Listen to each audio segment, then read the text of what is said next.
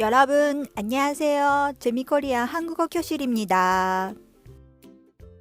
今回ご紹介する一言韓国語は、少々お待ちくださいです。韓国語では、잠시만 기다려 주세요と言います。しばし、잠시、何々だけ、만、待つ、기다리다、ください、주세요となります。後ろの기다려 주세요を省略して잠시만の後ろに何々ですにあたるよをつけて短く잠시만요もよく使います。では皆さん3回続けて言ってみましょう。잠시만 기다려 주세요.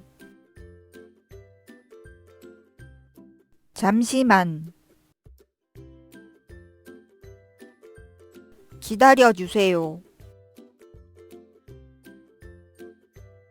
잠시만 기다려 주세요.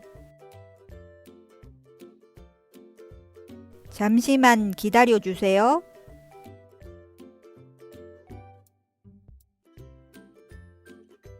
잠시만 기다려 주세요.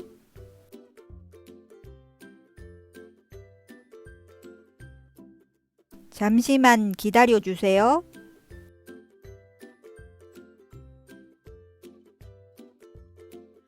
最後は皆さんが先に言ってみましょう。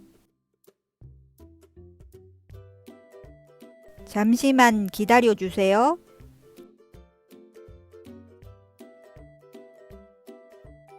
뭐一度잠시만 기다려 주세요.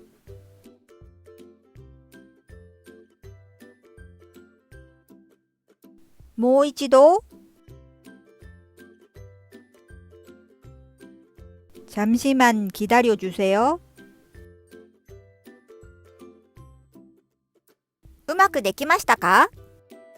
何も見ないで言えるようになるまでたくさん言う練習をしてくださいね。最後にいいねとチャンネル登録を잘 부탁드립니다。재미코리아韓国語教室でした。